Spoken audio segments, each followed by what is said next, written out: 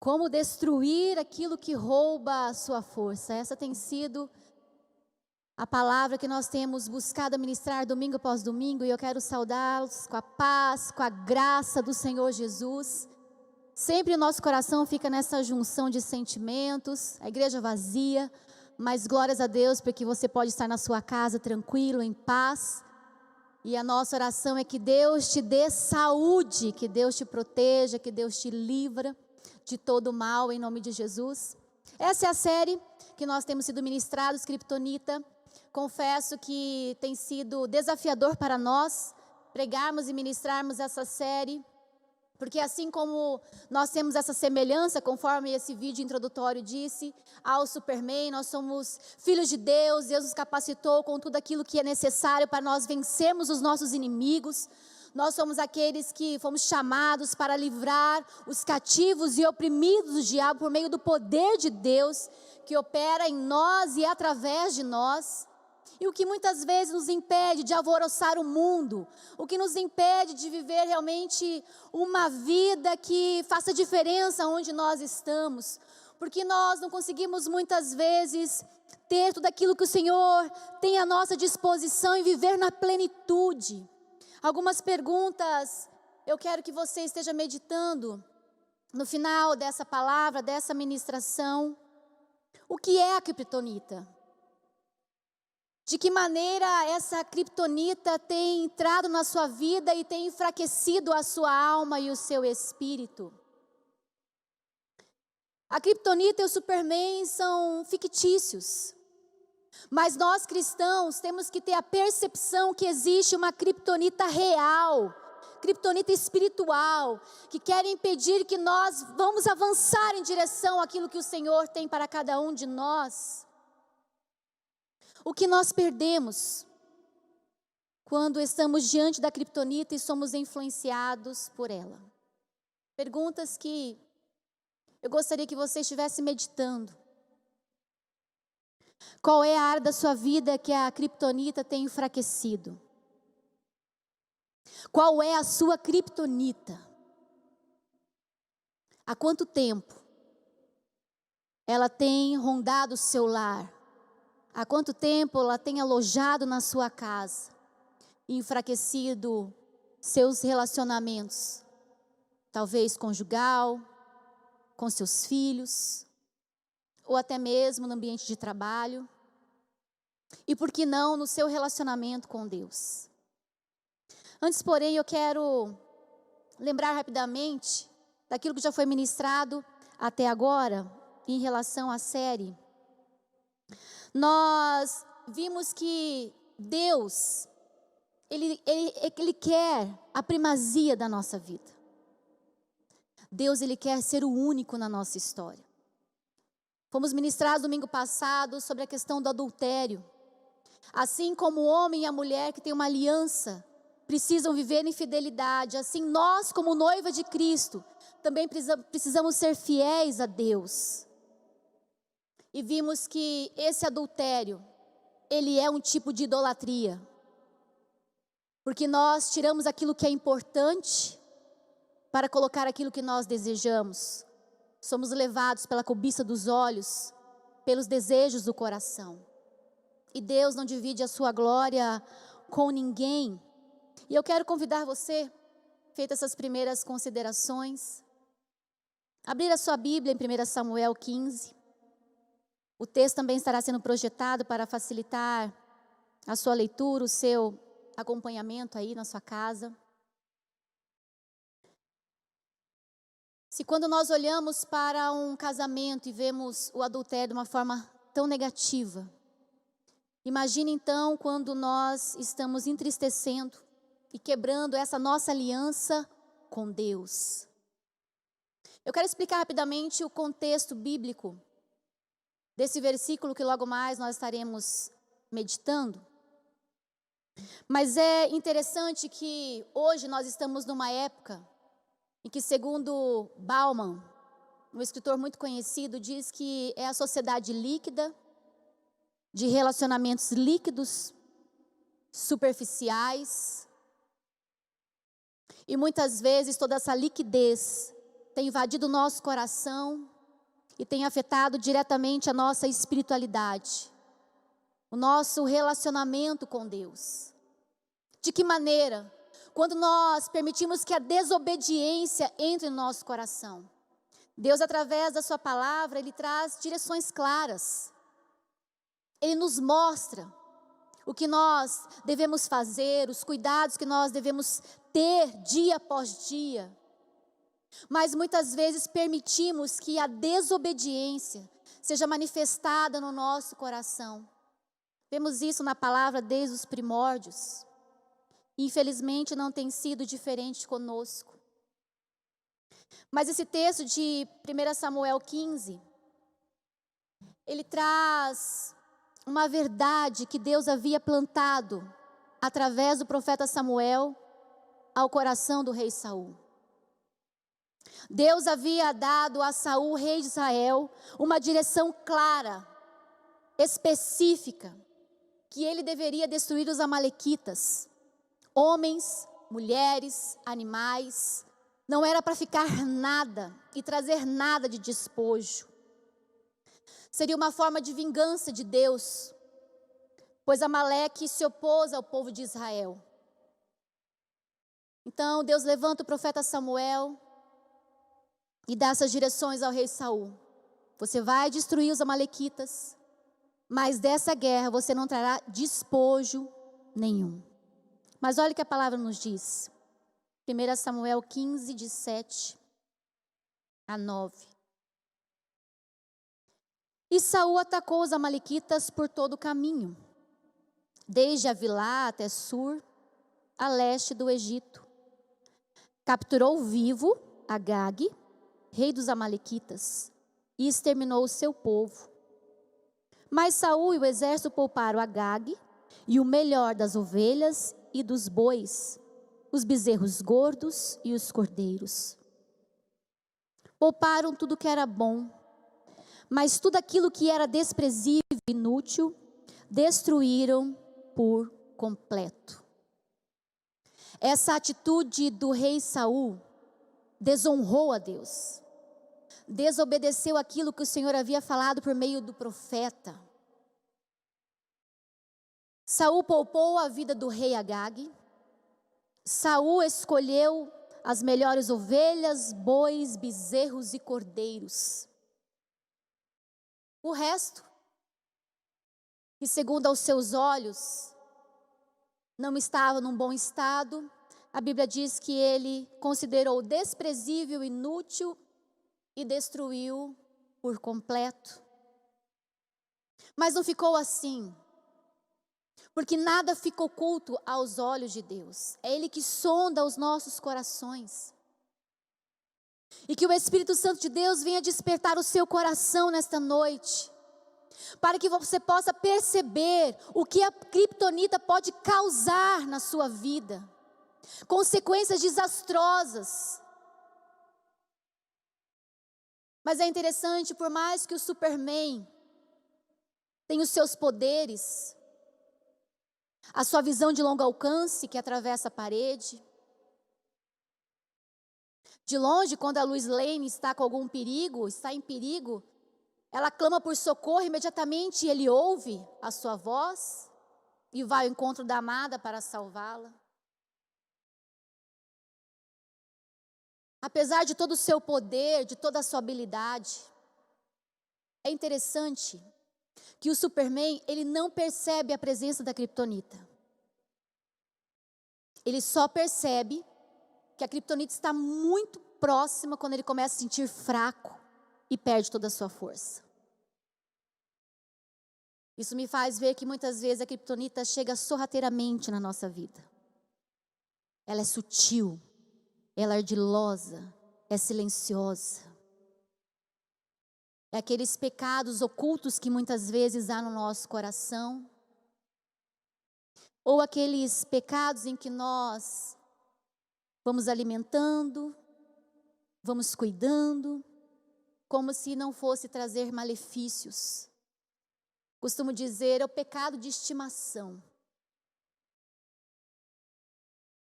Mas que o Espírito Santo de Deus venha alertar o seu coração. para que você venha ter a percepção se existe hoje uma criptonita na sua vida e que Deus te dê a estratégia correta para você vencê-la. Saul então permitiu que a criptonita entrasse na sua história, desobedecendo a ordem de Deus, o direcionamento de Deus. Olha o que diz a palavra do Senhor, 1 Samuel 15, versículos 10 e 11. Então o Senhor falou a Samuel: arrependo-me de ter posto Saul como rei, pois ele me abandonou e não seguiu as minhas instruções.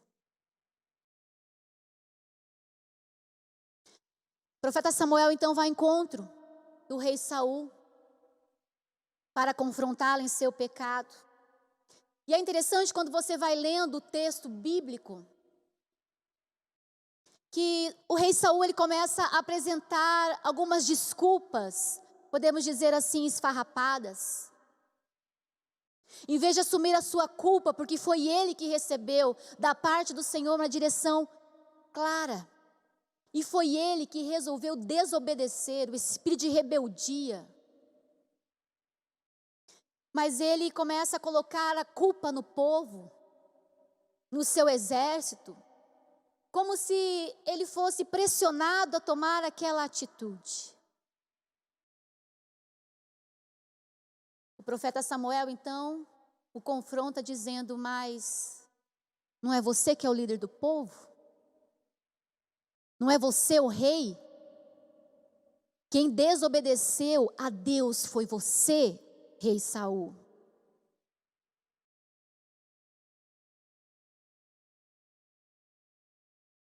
Aqui nós vamos ver como a palavra é dura em relação à nossa rebeldia com o Senhor. Pois a rebeldia é como o pecado de feitiçaria, diz a palavra, e a arrogância como o mal da idolatria. Assim você rejeitou a palavra do Senhor. Ele o rejeitou como rei. Pois a rebeldia é como o pecado de feitiçaria, e a arrogância como o mal da idolatria. Ora, idolatria novamente aqui. Assim você rejeitou a palavra do Senhor, e ele o rejeitou como rei. Arrogância aqui significa assumir uma atitude de prepotência, de desprezo. Nós temos a predisposição de achar que a idolatria está ligada muitas vezes a estátuas, a imagens, a devoção a imagens. Mas a palavra do Senhor nos ensina aqui que aqui vai muito além do que nós muitas vezes podemos conceituar como idolatria. O rei Saul permitiu que a arrogância invadisse o seu coração. Naquela época era muito comum, quando os reis venciam as batalhas contra os seus inimigos, que levasse o despojo da guerra, para servir de exemplo ao seu povo, de que vencer a batalha, que os inimigos estavam ali, como despojos. Era muito comum, em alguns momentos, não apenas matar o rei inimigo, mas trazer o rei vivo, como sinal de humilhação. E quando o povo olhasse para o seu rei, para aquele exército, o povo tivesse aquela percepção de vitória, de honras, de glórias. No primeiro momento, a raiz de idolatria do rei Saul não foi estátuas, estatuetas, mas foi a rebeldia do seu coração, a desobediência à voz do Espírito Santo de Deus.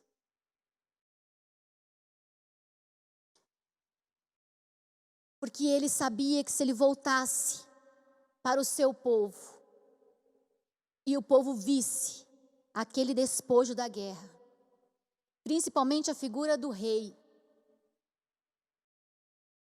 o povo ia ficar maravilhado. Mas não há nada oculto para o Senhor Jesus. Domingo passado nós vimos muito a respeito da fidelidade e que o adultério é um tipo também de idolatria. E na nossa aliança com Deus, tudo aquilo que nós colocarmos acima de Deus será considerado e visto como idolatria, um tipo de idolatria. Porque a adoração é a escolha de obedecer, de honrar e dar graças a Deus. Então, de que maneira eu adoro ao Senhor? Quando eu obedeço a sua voz. Quando eu honro o Senhor com as minhas escolhas, com a minha vida, com as minhas decisões. E quando eu dou graças a Deus, Ele é o centro, Ele é a razão de todas as coisas.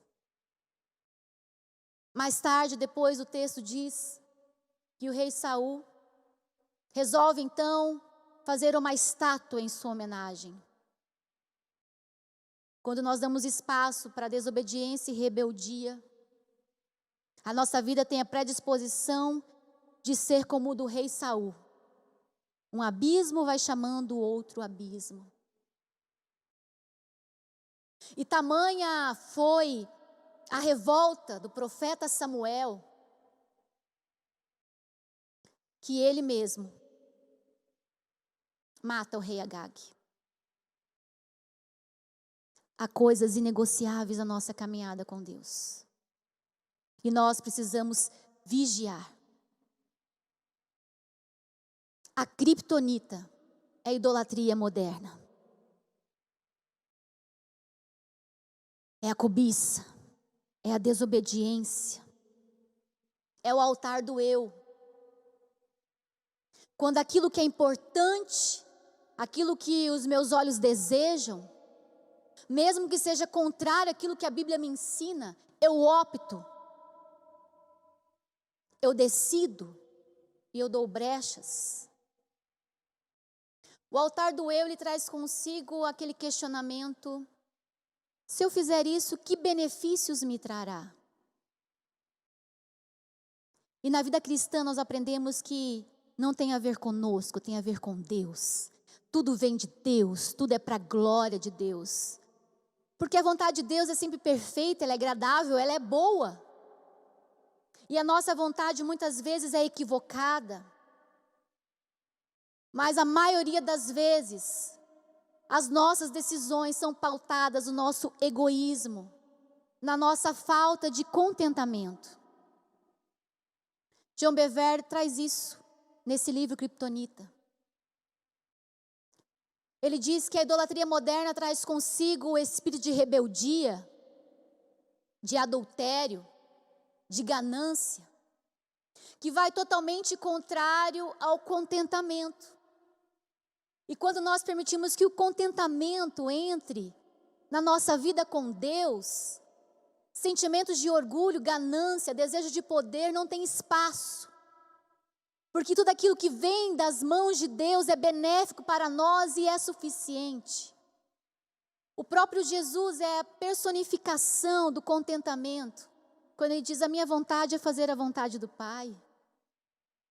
Ali no deserto, quando Jesus foi tentado, ele estava fragilizado.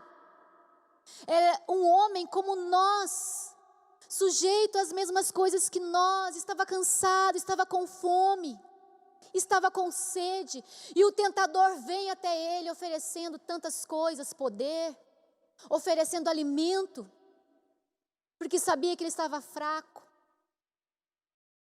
Mas o contentamento de Jesus estava em fazer a vontade do Pai.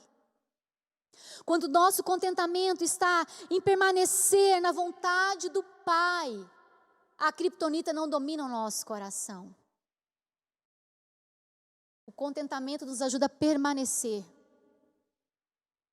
e entender que Deus é aquele que ouve as nossas orações, que Deus é aquele que sabe das nossas necessidades. E muitas vezes a ganância e a cobiça, ela vem porque ela quer invadir além daquilo que nós precisamos, mas é o desejo que nós temos.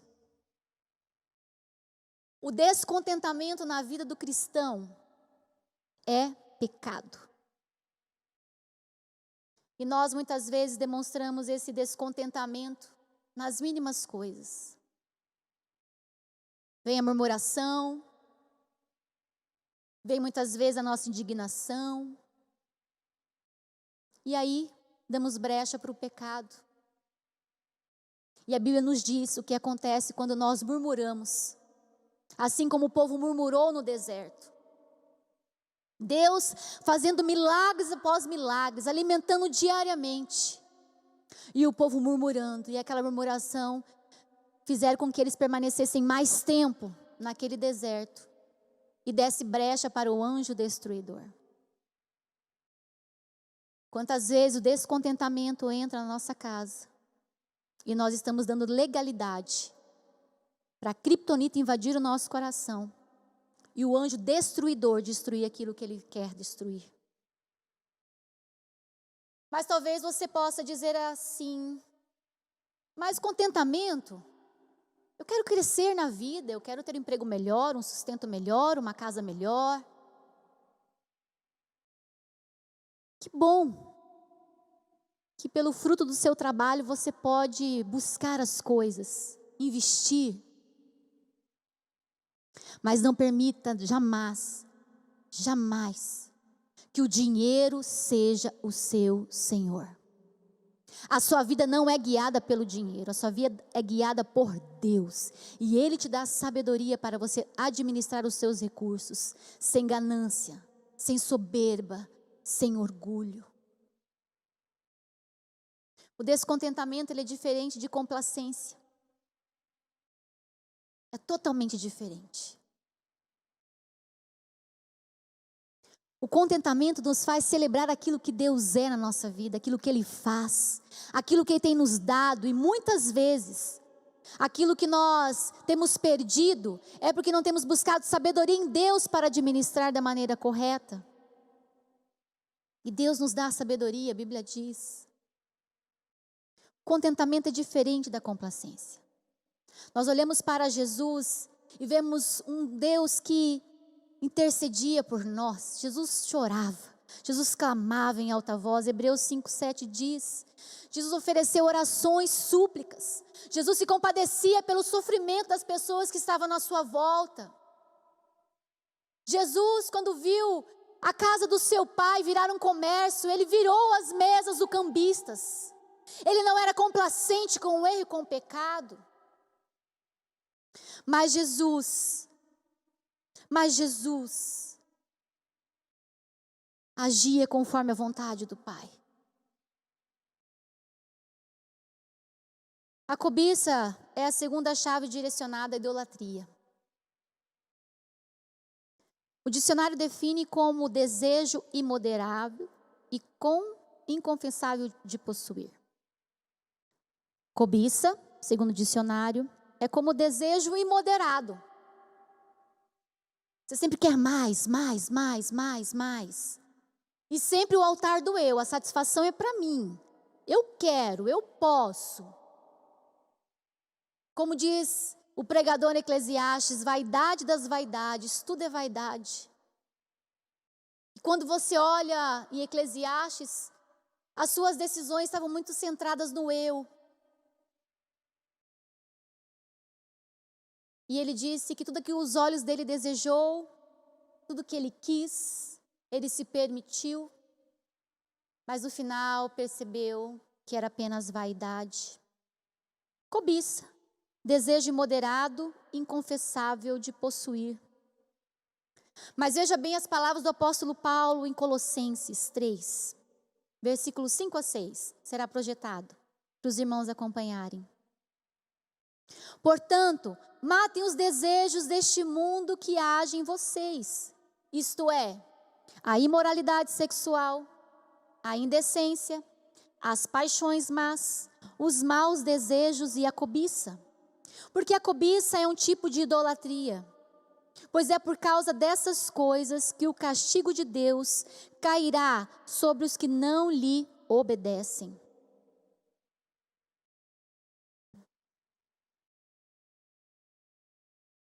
A cobiça é nós darmos lugar para os nossos desejos e não termos contentamento naquilo que o Senhor tem nos dado. Então, o contentamento e a cobiça São forças opostas. Então pare um pouquinho para você avaliar. Você tem tido contentamento? Você tem se alegrado em tudo? Ou de certa forma essa cobiça tem tentado invadir o seu coração? A cobiça, ela é morada da inquietação, ela é alimentada por desejos e paixões sem fins, o apóstolo Paulo está dizendo. Mas olha Hebreus, em seu capítulo 13, versículos 5 e 6, olha o que diz. Conserve-se livres do amor ao dinheiro e contentem-se com o que vocês têm, porque Deus mesmo disse, nunca deixarei, nunca o abandonarei, aleluia. Podemos, pois, dizer com confiança, o Senhor é o meu ajudador, não temerei o que pode me fazer os homens. O que alimentou a desobediência do rei Saul, senão a sua cobiça?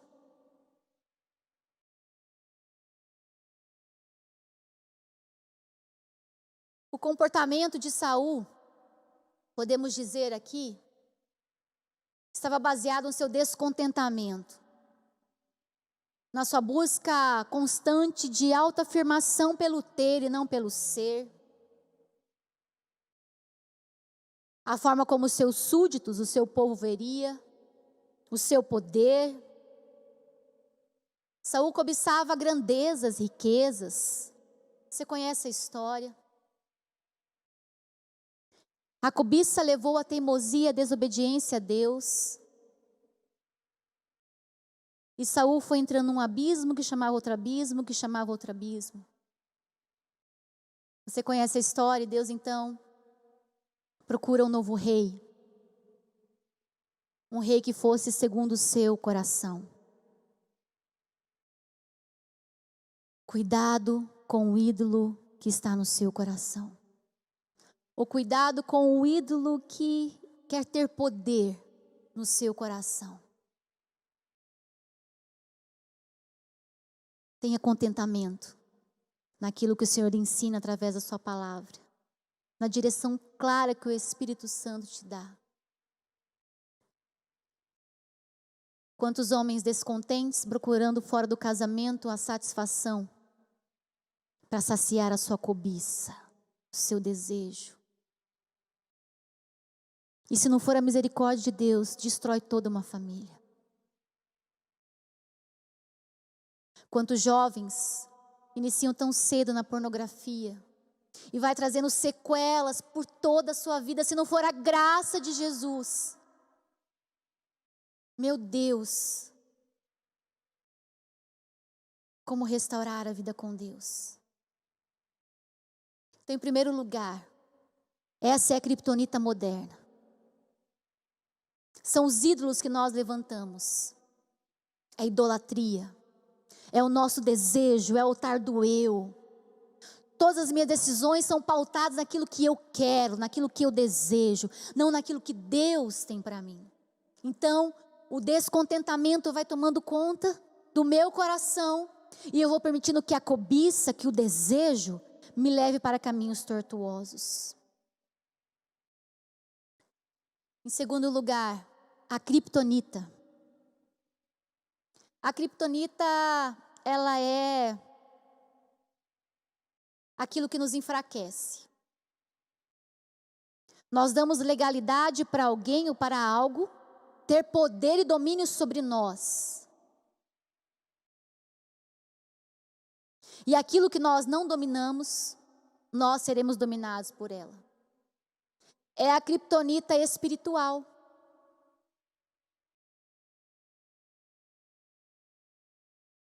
Nós olhamos para o Novo Testamento e vemos ali a igreja primitiva, muitas vezes marcada por milagres, por prodígios, ao ponto deles serem chamados de deuses. E eles diziam, não, nós somos o Filho de Deus Altíssimo. Uma igreja relevante. Enquanto nós vemos lá, quando Coríntios tinha tantos dons, mas o apóstolo Paulo diz, porque vocês são tão carnais, a inveja no meio de vocês, a imoralidade, é irmão levando outro irmão na justiça. porque são tão carnais. Quando a criptonita espiritual entra na nossa igreja, nós perdemos o poder que nós temos em Cristo Jesus. É a identidade, é o caráter, é a palavra que diz que nós faríamos obras maiores do que Jesus fez. É onde nós colocarmos a planta dos nossos pés, ouvirmos, olha, aqui esteve o Filho do Deus Altíssimo, e eles alvoroçaram por onde eles passaram. O que impede a nossa igreja de avançar e viver a plenitude do poder de Deus sobre a nossa cidade? Iniciamos abordando o Antigo Testamento, falamos um pouquinho do Novo Testamento. Mas se nós formos observar, tudo que foi ministrado até agora segue a mesma linha. Acã, ele foi instruído por Deus. E quando Jericó fosse tomada, ele deveria dedicar tudo e consagrar ao Senhor. Mas Josué 7:21 diz que quando ele viu os despojos da guerra, quando ele observou as riquezas que estavam ali, as preciosidades, a Bíblia diz que ele, em seu coração, permitiu que a cobiça entrasse. E ele diz assim: quando eu observei, quando eu vi dentro dos despojos, eu desejei, eu cobicei, eu me apossei deles. E as consequências foram gravíssimas. Acã queria o que era mais importante aos seus olhos, a sua cobiça, o seu desejo, do que a sua obediência e o seu temor a Deus. E a consequência não veio somente na vida dele, da sua família, foi todo um povo. Trouxe o julgamento sobre todo um povo pela sua desobediência à voz de Deus. Que palavra dura.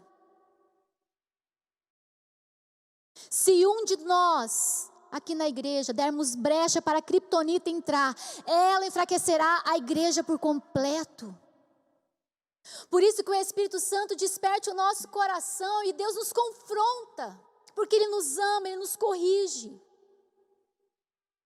Para que nós possamos, em nome de Jesus, eliminar toda a criptonita que queira roubar de nós tudo aquilo que o Senhor tem para realizar na nossa vida e através dela.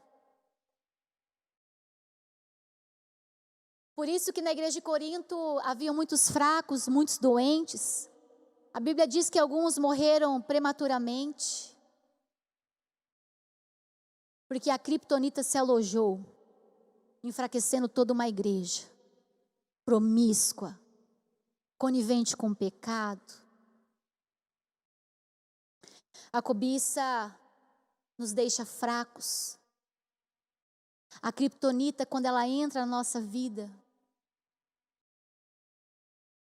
ela rouba o brilho de Deus em nós. Ela rouba a nossa autoridade. Porque sem intimidade não há autoridade, sem santidade, nós não temos conquistas. Tiago diz, na sua epístola 4, versículo 2, vocês cobiçam coisas e não as têm. Mais uma vez, os crentes praticando o pecado a fim de satisfazer os seus desejos. Temos a criptonita espiritual, e a criptonita é o pecado. Pecado.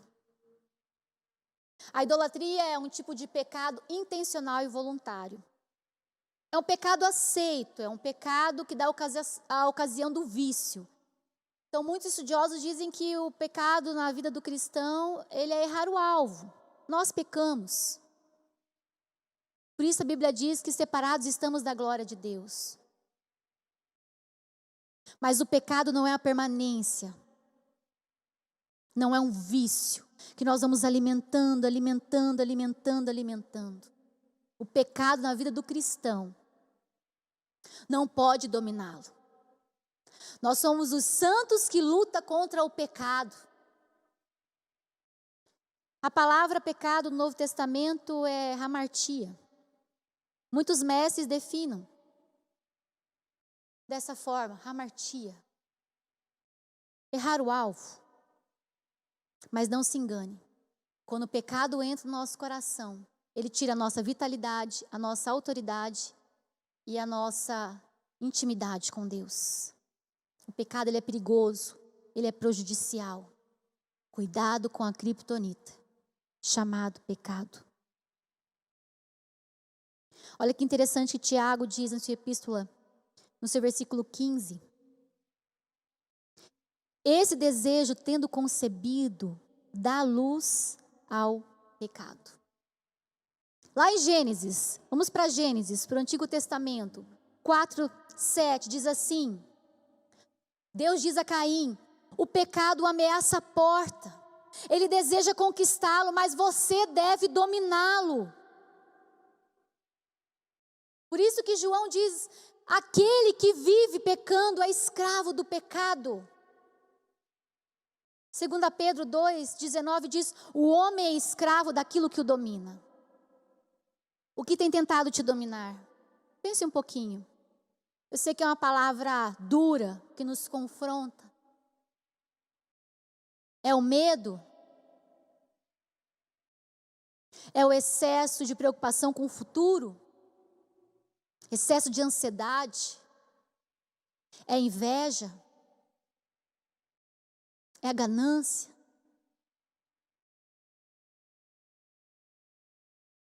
A rebeldia, a desobediência, aquilo que o Senhor ensina? Qual é a sua criptonita? A Bíblia fala aqui que é uma porta. Olha que interessante. O pecado ameaça a porta. O que nós devemos fazer? Fechar essa porta, fechar essa legalidade. Porque se nós brincarmos com a criptonita, ela irá nos dominar e nos destruir. É o pecado intencional. Eu sei que é errado, mas eu permaneço porque é bom. Porque no primeiro momento traz satisfação ao meu ego, à minha carne. É o altar do eu. Mas a Bíblia diz, deixemos todo o embaraço do pecado que tão de perto nos rodeia. Você pode vencer a sua criptonita. Você deve vencer a criptonita. Peça para o Espírito Santo nesse momento, ministrar o seu coração. Qual é a área da sua vida que está fragilizada a criptonita? Vimos alguns personagens bíblicos nesta noite. Saul levado pela desobediência, ganância, transformando o altar do eu, colocando seus desejos acima da vontade de Deus.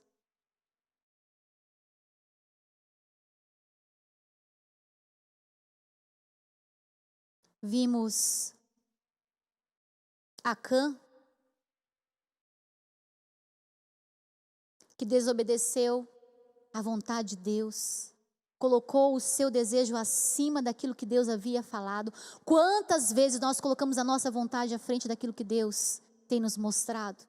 E sofremos sérias consequências. A família padece. E o exemplo ali da igreja de Corinto é justamente isso. Todo o corpo padece, toda uma comunidade padece. C.S. Lewis, certa vez, disse uma frase muito interessante, eu quero concluir dizendo e compartilhando com vocês, que diz assim: a melhor oração que nós podemos fazer a Deus é: seja feita a sua vontade. Mas a pior resposta que nós podemos ouvir de Deus é: seja feita a nossa vontade. A melhor oração que nós podemos fazer a Deus é: seja feita a tua vontade. Mas a pior resposta que nós podemos ouvir da parte de Deus é: seja feita a tua vontade.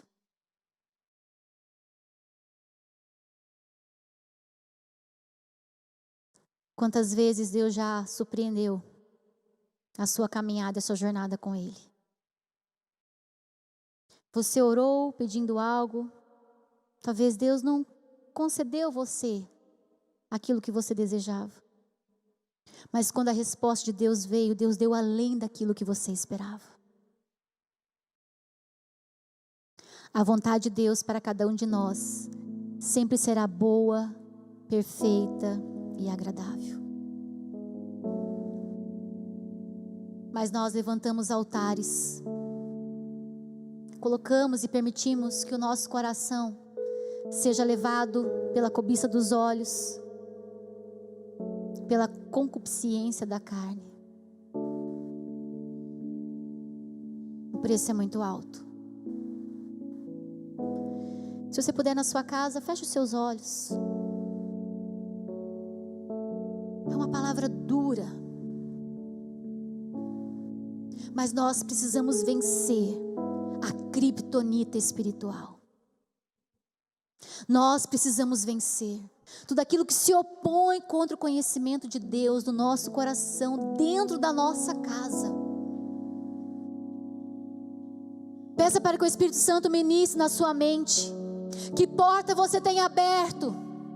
Qual porta você tem dado legalidade para que o inimigo entre e coloque e aloje dentro da sua casa a criptonita?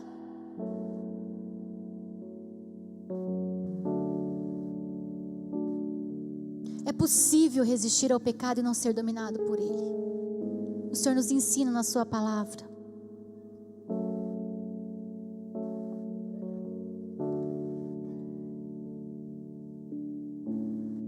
Espírito Santo, te pedimos perdão por muitas vezes permitir, ó Deus, que desejos tomem conta, Senhor Deus, do nosso coração e nos afaste dos propósitos do Senhor na nossa história. A minha oração, ó Pai, é que cada irmão, cada irmã que estiver ouvindo, ó Deus, essa palavra, venha discernir, ó Pai, o que precisa ser deixado. Qual é o embaraço que tem se colocado nos pés, impedindo o seu povo de andar como livres em Cristo Jesus? Quais são os desejos ocultos no coração?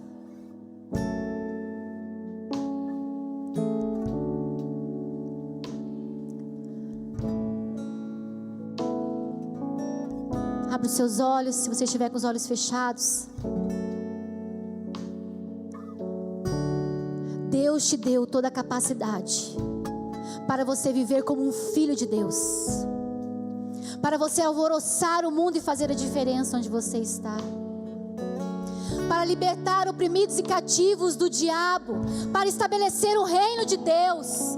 Deus requer de nós uma igreja viva, uma igreja adoradora, cheia do Espírito Santo de Deus. É tempo de nós extirparmos a criptonita da nossa vida. Chega de criptonita. Se você puder, coloque aí no chat: chega de criptonita. Eu nesta noite tomo um posicionamento diante de Deus, que não haverá mais criptonita na minha casa, não haverá mais criptonita na minha história.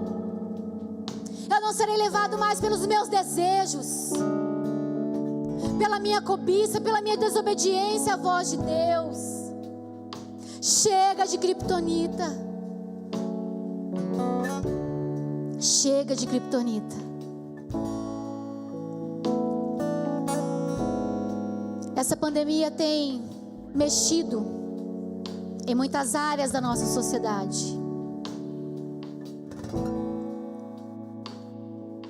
E eu creio que Deus sempre usará o mal para o bem. E Deus vai transformar a nossa história.